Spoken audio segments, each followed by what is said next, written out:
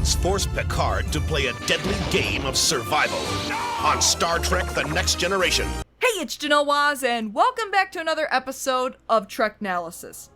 Darmok and Jalad at Tanagra, Shaka when the walls fell, and Temba his arms wide. That's right, today it's Darmok on Treknalysis. Darmok and Jalad at Tanagra. The episode Darmok from Season 5 of Star Trek The Next Generation is perhaps one of the most beloved episodes in the franchise. It's inspired action figures, memes, t-shirts, and even viral songs. Darmok and Jalad at Tanagra. And as it should, it's a pretty great episode.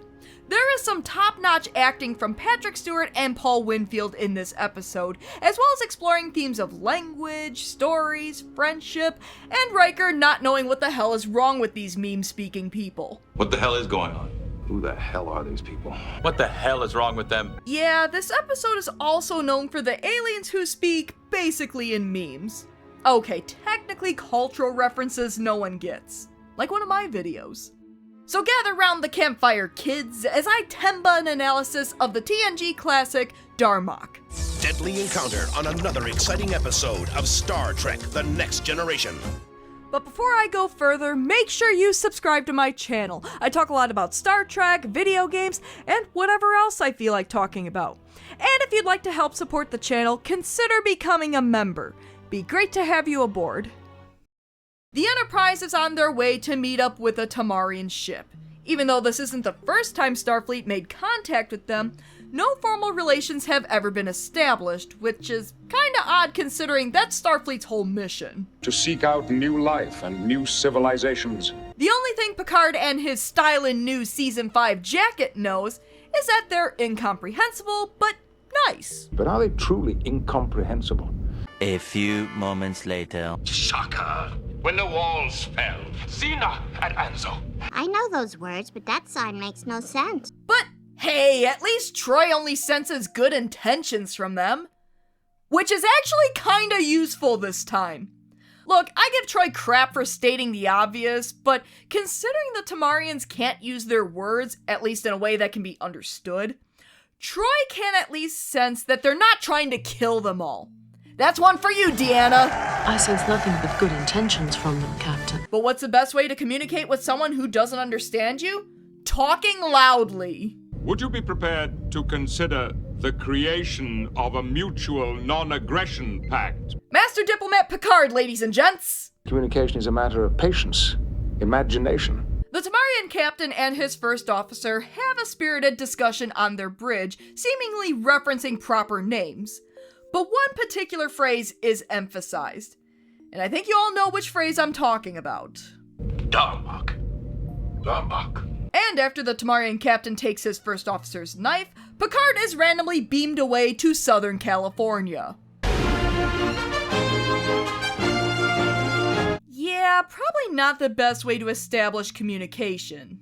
But they had good intentions! Well, my family and I can't live in good intentions, Marge! Huh, maybe they should have listened to Worf when he said they could be hostile. For all we know, they could be threatening our border. I appreciate your prudence, Mr. Worf. They ask you how you are, you just have to say that you're fine. Well, they can't get Picard back since the Tamarrians are disrupting the Enterprise's transporter.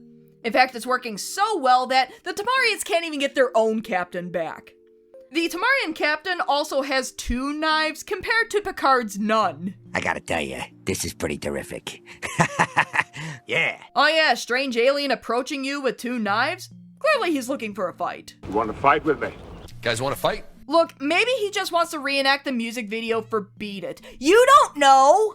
His arms like Temba. No, enough. I'm not gonna fight you. Picard's not looking to fight though, and throws the second knife away. Shaka when the walls fell. If the first meme to come out of this episode was Darmok and Jalad at Tanagra, Shaka when the walls fell is the second. Meanwhile, on the Enterprise, Riker's trying to contact the Tamarrian ship and its first officer to be like, hey, you took our captain, can we have him back? Which, of course, doesn't do anything. Troy, can you help us out? Are they hostile? Are they planning some crazy shit? What, is there a limit for how many times you can be helpful during this episode? Why do we even keep you on the ship? I sense nothing but good intentions from them. Later that night, failed Boy Scout Picard can't even start a fire. Shaka, when the walls fell. Shaka indeed. Dude, was he taunting him? Jean-Luc, sleep with one eye open. Picard still can't understand his fellow captain after spending an entire afternoon together, so he reverts to the most basic method of communication. Picard of the Federation, of the Starship Enterprise, of the planet Earth. Maybe if I talk louder. The Tamarian captain has a nice warm fire to go to sleep next to, while Picard is dead set on freezing his ass off. In fact, he was gonna let Picard freeze, but he can't let him pace back and forth with nothing but a little styling jacket to protect him from that cold California air. It's keeping him up. Temba, his arms wide. Now, I like this scene a lot because it's showing Picard and the Tamarian captain making some progress. Since words seem to fail the both of them, gestures, in this case the Tamarian captain giving Picard fire, in conjunction with words is where communication begins.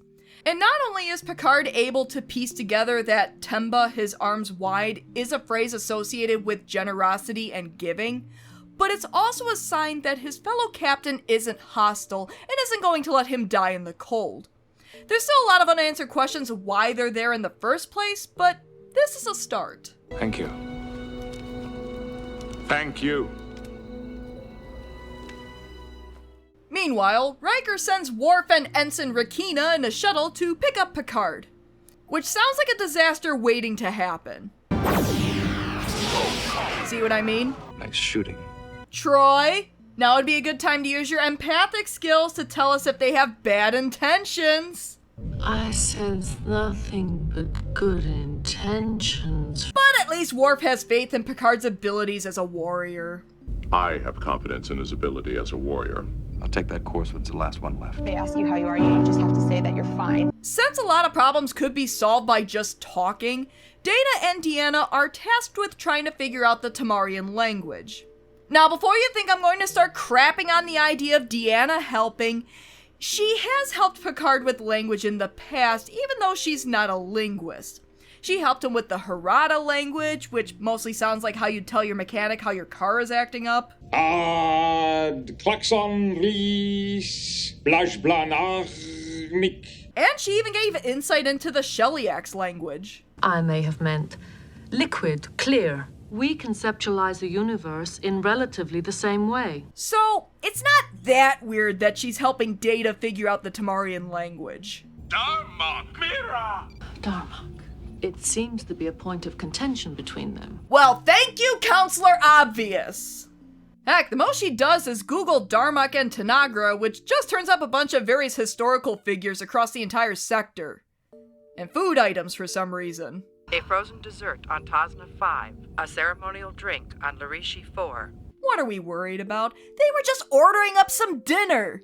Give me a couple of Darmoks and Tanagras for me and my friends!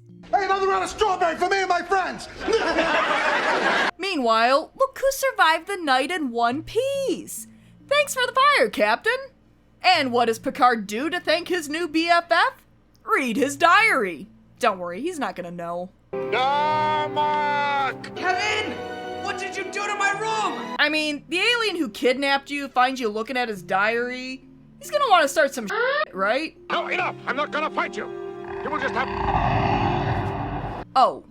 So, the Tamarians beamed both their captain and Picard down to a planet, knowing about the big scary monster walking around that can disappear at will with only 2 knives and not even the ability to communicate with each other. And it was a plan the Tamarian First Officer objected to. Solid plan! Temba, his arms wide. I'll go along with that. But hey, there's no time like the present to learn a new language, am I right? That's how you communicate, isn't it? By citing example. His eyes uncovered! While Picard and Friend are doing some co-op on the planet, Geordi, O'Brien, and future Wesley love interest, Ensign Leffler, manage to get the transporter through to Picard. but just enough to disrupt his internet connection at the worst possible time. Shaka, when the walls fell. Meanwhile, Data and Troy finally had a breakthrough for the Tamarian language. And it's basically what Picard already stated. The Tamarians communicate solely by referencing stories in their mytho-historical accounts. It's as if I were to say to you, Juliet on her balcony. Memes. They communicate with memes. The problem is that they basically figured out the grammar of the language, but not the vocabulary, so they still can't communicate. Now, this does show the limitations of technology in Trek. We don't see language barriers a whole lot in Trek because the Universal Translator is supposed to automatically translate languages it comes into contact with. Heck, it's why the Romulans could communicate with the Enterprise despite not having been seen in decades. But even with unknown languages, it can still learn and translate new languages pretty quickly after listening for a certain amount of time, like with the screen language in the DS9 episode Sanctuary. But in this case, it can translate the Tamarian language into sentence fragments referencing various historical figures, but the fragments don't mean anything without context. Again, I know those words, but that sign makes no sense. Meanwhile, Picard is tending to his new friend, and it's not looking good. You all right? Kiazi's children, their faces wet. And once again, we hear the all-too-familiar phrase. Darmok and Jalad at Tanagra. But Picard needs more context to understand what Darmok and Jalad at Tanagra means, so he manages to communicate with the select phrases he's learned from the Tamarian language to get the rest of the story. Temba, his arms wide. Generosity in giving. Temba, his arms wide. Give me more about Darmok. The Tamarian captain relates the story of Darmok using related sentence fragments, and Picard illustrates the story with props and drawing on the ground, deducing the story's meaning. Again, he's managing to communicate in other ways outside of words. This scene is also the highlight of the episode, and I would let it play out because it's brilliant and both Patrick Stewart and Paul Winfield do a fantastic job of it. Especially Paul Winfield, who's limited to cryptic sentences. But in short, Darmok and Jalad were two guys sailing separately on an ocean. They met up in an island called Tanagra, which was home to a beast. They fought the beast and won, and left the island together as friends. Hey, wait a minute! Darmok and Jalad at Tanagra.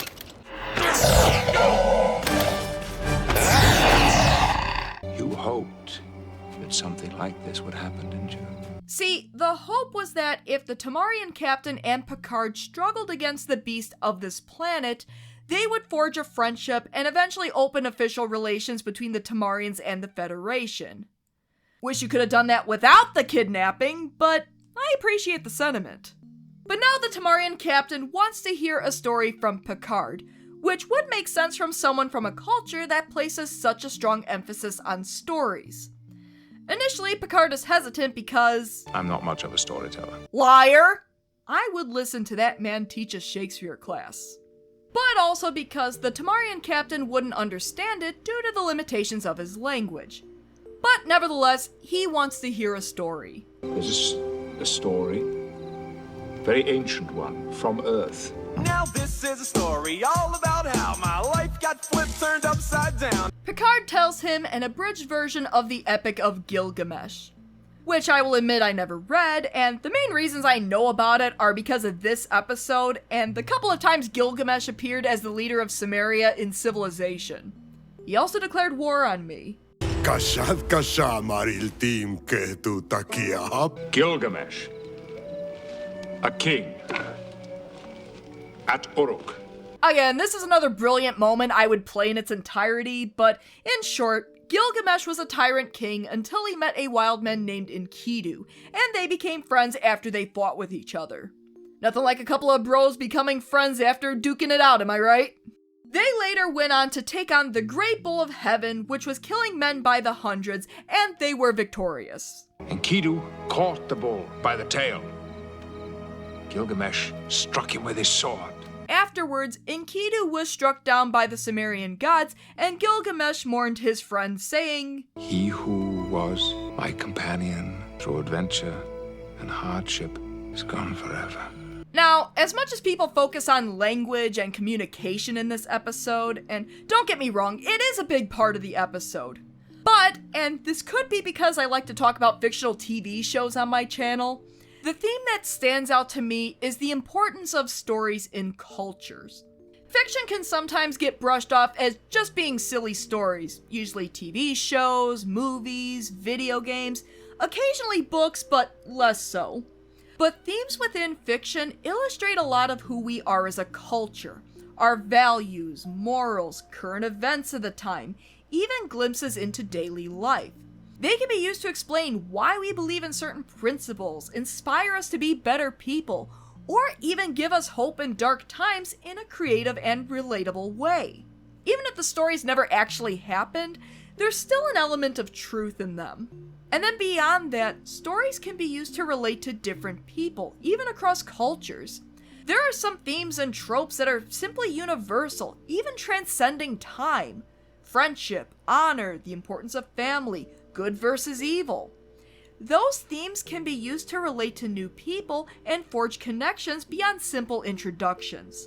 In the case of Darmok, Picard understood why the Tamarian captain transported the both of them to fight a beast through the story of Darmok and Jalad at Tanagra. And he shared a story from thousands of years ago and light years away that was similar in nature. And the result of that was the start of a beautiful friendship. I think this is the beginning of a beautiful friendship. But with the beginning of a friendship comes the end of one, with Picard burying his new friend and fellow captain.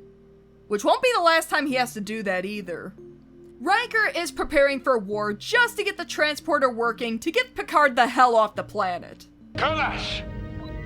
When it rises. Oh yeah, he's pissed. And to make matters worse, the Beast of Ella Dread is attending the funeral with Picard only armed with 2 knives. And a ripped uniform flashing those Picard abs. Must have taken a cue from Captain Kirk. But just in the nick of time, the transporter successfully grabs Picard in one piece. And just in time for Picard to get to the bridge and use his limited conversational Tamarian to put an end to the firefight and relate what happened on the planet. Temba. His arms open. Temba at rest. Thank you.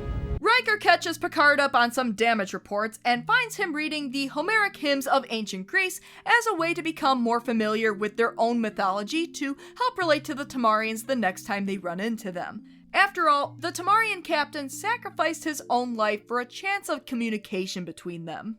The episode ends on a pretty fantastic shot, with Picard taking his new friend's knife and repeating the same gesture he saw him do on the planet as the stars in motion reflect off the window of his ready room. A heartfelt Picard moment. And that was Darmok, arguably one of the best episodes of TNG. While some of the tension does come from Picard's chance of survival on a strange planet with a strange captain with 2 strange knives and a strange beast wandering around, the majority of the tension comes from the language barrier with the Tamarians, which is why a lot of people focus on the theme of language and communication when it comes to this episode. But in my opinion, the emphasis on stories towards the end of the episode and the importance of understanding our own cultural heritage is the stronger theme of the episode. There's a lot of questions for how the Tamarian language can even exist in the first place. How does a language that uses cultural references to communicate even tell those stories in the first place? Sure, Picard deduced what Dathan said with gestures and illustrations, but there's still a lot of missing context, and a lot of it was based off his personal interpretation without a solid reference point. But stories and their effect on culture is the whole reason Picard was transported to the planet, the reason he fought alongside the Tamarian captain and formed a bond with him, and the reason he was able to figure out the Tamarians' language and realize that they're not so different after all. They're not just stories, but the representation of the cultures these 2 men come from. And despite their differences, even those of language, they were able to form a connection that could potentially have a larger impact. That a danger shared might sometimes bring two people together. So what did you think of Darmok? Did you love it? Did you hate it? What theme was stronger to you? The language theme or the story theme? What other Star Trek episodes do you associate with another story? And what are some of your top episodes of Star Trek? Please, temp us some comments below and discuss. As always, thanks for tuning in to another episode of Treknalysis. If you like what you see, why not give my video a like and subscribe to my channel? Tell your friends! Marab, his sails unfurled. Darmok and Jalad at Tanagra.